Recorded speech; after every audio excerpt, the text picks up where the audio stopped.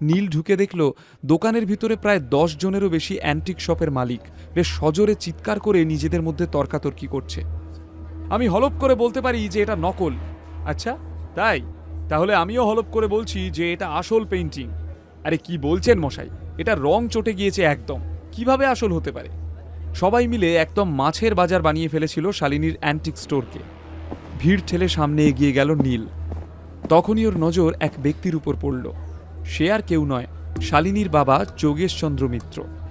নীল দেখল যোগেশবাবু টেবিলের সামনে দাঁড়িয়ে একটা পেইন্টিংয়ের দিকে এক দৃষ্টে তাকিয়ে রয়েছেন। যোগেশ কাকা, কখন থেকে তো আপনি পেইন্টিংটা দেখে চলেছেন, এটা দেখে কিছু বুঝতে পারলেন? একটি মেয়ের গলা ভেসে এলো নীলের কানে। এই আওয়াজটা বেশ চেনা চেনা লাগলো নীলের। সে মুখ ঘুরিয়ে এদিক ওদিক খুঁজতে গিয়ে দেখল সামনে পল্লবী দাঁড়িয়ে। নীলদা, তুমি এখানে? পল্লবীর নজরও নীলের উপর পড়তেই ও অবাক হয়ে প্রশ্ন করল। নীল কিছু উত্তর দেওয়ার আগেই শালিনী যোগেশের দিকে এগিয়ে গিয়ে বলল, বাবা, তুমি বলছিলে না এমন কাউকে ডাকা উচিত যে বলে দিতে পারবে এই ছবিটা আসল নাকি নকল? আমি এমন একটা মানুষকেই খুঁজে নিয়ে এসেছি। এই বলেই নীলের দিকে তাকালো শালিনী। যোগেশচন্দ্র মিত্র হীরের ব্যবসায়ী, কিন্তু ছোটবেলায় বাবার কাছ থেকে উনি অ্যান্টিক জিনিসপত্রের বিষয়ে অনেক জ্ঞান অর্জন করেছিলেন।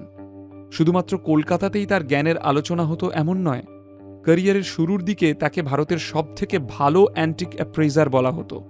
এই মুহূর্তে সেও এই পেইন্টিংটা দেখে বলতে পারছে না যে এটা আসল না নকল। অন্য কেউ বলতে পারবে? এও কি সম্ভব? ওনার থেকে বেশি জ্ঞান আর কার মধ্যেই বা আছে? এরই মধ্যে অন্য দোকান মালিকদের মধ্যে থেকে একজন বলে উঠল, যোগেশ স্যার, আপনি এই পেইন্টিংটা চিনতে পারছেন না? এটা আসল না নকল বুঝতে পারছেন না আপনি?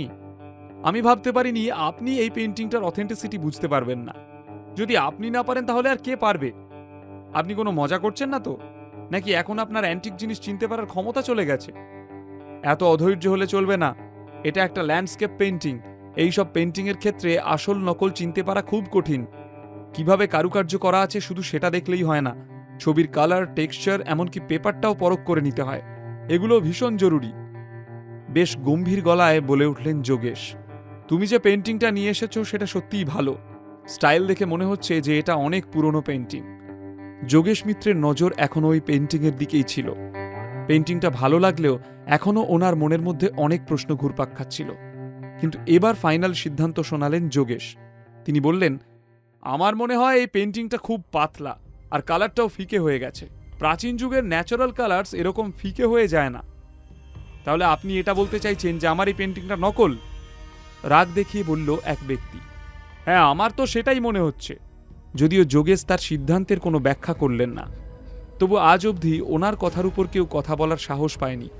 ওনার সিদ্ধান্তকে চ্যালেঞ্জ জানানোর ক্ষমতা কারও নেই। যোগেশবাবু বলে দিয়েছেন এটা নকল মানে এটা নকলই, ওনার উপরে কোনো কথা হবে না। যোগেশবাবুর সিদ্ধান্তই শেষ কথা।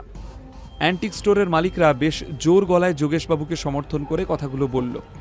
কিন্তু সেই সময় নীল এগিয়ে এসে বলল, আমি কি একবার এই পেইন্টিংটা দেখতে পারি? এই মাথামোটাটা আবার কোথা থেকে চলে এলো? এর সাহস তো মন্দ নয়। যোগেশবাবুর সিদ্ধান্তের উপরে কথা বলতে এসেছে। এই যে ছোকরা, তোমার হিরোগিরি অন্য কোথাও গিয়ে দেখাও। যোগেশবাবু নিজের সিদ্ধান্ত জানিয়ে দিয়েছেন এই পেইন্টিংটা নকল। এখানে তোমার টিপ্পনির আর কোনো প্রয়োজন নেই। যাও গিয়ে নিজের কাজ করো। প্রতিবার তোমার তুক্কা কাজে লাগবে এমন ভাবলে ভুল করবে। প্রতিবার কি আর লটারি পায় মানুষ? যোগেশবাবু সিদ্ধান্ত নিয়ে নেওয়ার পরেও তোমার কথা বলার কি প্রয়োজন? বেকার নিজেকে হাসির পাত্র বানাচ্ছ তুমি। নীলকে যা ইচ্ছে তাই বলতে শুরু করলো অন্যান্য দোকানের মালিকরা।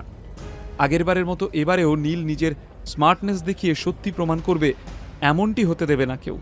তাই নীল মুখ খুলতেই এক মুহূর্ত সময় নষ্ট না করে সবাই ওকে ঘিরে ধরল।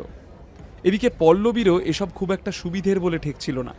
পল্লবী খুব একটা কাছ থেকে জানে না নীলকে, কিন্তু কল্যাণীর জন্মদিনের দিন নীল হীরের বিষয়ে বিভিন্ন কথা বলছিল। এই কথাটা হঠাৎ করে মনে পড়ে গেল পল্লবীর। সে মনে মনে ভেবেছিল নিশ্চয়ই নীলদার মধ্যে কোনো না কোনো ট্যালেন্ট রয়েছে। তাই সে আগের মতো আর ঘেন্না করত না নীলকে। যদিও এই পরিস্থিতিটা সম্পূর্ণ আলাদা। এটা একটা পেইন্টিং। যোগেশ মিত্র যেটাকে নকল তকমা দিয়ে দিয়েছেন, যোগেশের থেকে বেশি জ্ঞান এই বিষয়ে কারো নেই। এ কথা বোঝার পরও নীলদা কেন কথা বাড়াচ্ছে? ওর কি মাথা খারাপ হয়ে গেল নাকি? এসব ভেবে মনে মনে হাসছিল পল্লবী।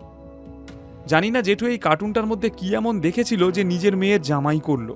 এ শুধু সেন পরিবারকে ছোট করতে পারে, সব জায়গায় গিয়ে একটা জোকারের মতো কাণ্ড না ঘটালেই নয়। সর্বঘটের কাঁঠালি কলা, ভুল করেছিল জেঠু, এখন সবাই মিলে সেই ভুলের মাসুল গুনছি। মুখ বেঁকিয়ে এসব কথাই মনে মনে ভাবছিল পল্লবী। এদিকে যোগেশও ভীষণ অবাক হয়ে তাকিয়ে রইলেন নীলের দিকে। চেনা চেনা লাগছে ছেলেটাকে। সোফা থেকে উঠে বলল, তুমি তুমি তো সেন বাড়ির জামাই, তাই না?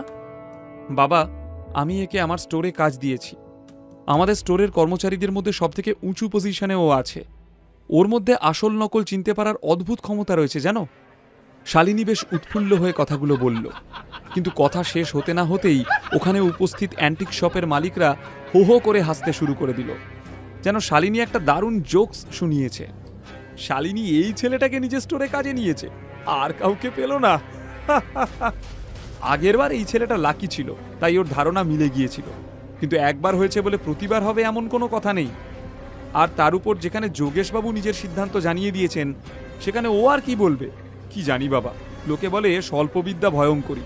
এই নীল সেটারই উদাহরণ। খেলা জমে যাবে। অ্যান্টিক শপের মালিকরা নিজেদের মধ্যে এসব কথা বলে হাসাহাসি করছিল। বড় একটা দীর্ঘশ্বাস ফেলে যোগেশ নিজের মেয়ের দিকে তাকালেন। নিজের মেয়েকেও এই ছেলেটি হাসির খোরাক না বানিয়ে দেয়। বাবা হিসাবে এতটুকু চিন্তা তো হবেই। আগে কোনোদিন নীলের সঙ্গে যোগেশ মিত্রের সামনাসামনি কথা হয়নি, কিন্তু যোগেশ ওর বিষয়ে অনেক কিছু শুনেছেন। অবশ্যই সেগুলো সবই খারাপ কথা। যোগেশ শুনেছিলেন যে সেন পরিবারের জামাই নাকি খুবই অপদার্থ, কোনো কাজের নয়। পরিবারের সকল সদস্য নাকি চান যে ওই জামাই যত তাড়াতাড়ি সম্ভব তাদের মেয়েকে ডিভোর্স দিয়ে চলে যাক। শালিনীর কথা মেনে নিতে পারছিলেন না যোগেশ, কিন্তু শত হোক নিজের মেয়ে তো। মেয়ের কথা একেবারে ফেলেও দিতে পারলেন না উনি। শালিনী বিদেশ থেকে পড়াশোনা করে এসে এখানে কাজ করছে। দেশে ফিরেই সে মিত্র পরিবারের সব ব্যবসার দায়িত্ব নিজের হাতে তুলে নিয়েছে। সে খুব ভালোভাবেই নিজের দায়িত্ব সামলাচ্ছে। তাই ও যদি নীলকে বেছে নিয়ে থাকে, তাহলে তার পিছনে কোনো না কোনো কারণ তো নিশ্চয়ই আছে। নীলের কথা মেনে নিয়ে তাকে পেন্টিংটা দেখার একটা সুযোগ দিলেন যোগেশ। অপরদিকে নীল ম্যানসন থেকে বেরিয়ে যাওয়ার পর থেকেই আদ্রিতা যেন এক মুহূর্ত শান্তি পেল না। ও আগে এরকম কখনো অনুভব করেনি নীলের জন্য। কেন সোহিনী ওর সাথে কথা বলায় এত রাগ হচ্ছে আদ্রিতার? নিজেই নিজেকে বারবার প্রশ্ন করল সে। উত্তর কিছুই পেল না, কিন্তু এই ফিলিংসটা খুব ভালো লাগছিল আদ্রিতার। তাহলে কি এটাই ভালোবাসার অনুভূতি? যাই হোক, এই অনুভূতিটা আদ্রিতা তাড়িয়ে তাড়িয়ে উপভোগ করছিল। সেই সময় আদ্রিতা নিজের ফোনটা হাতে নিয়ে ঘরের ব্যালকনিতে চলে গেল। বাইরে বেশ সুন্দর হাওয়া দিচ্ছে আজ। কলকাতার সেই প্যাচপ্যাচে গরমটা আজ আর নেই। মেঘ করেছে, হয়তো বৃষ্টি আসবে। সাথে সাথেই কিছু একটা ভেবে ফোনটা ওপেন করলো আদ্রিতা।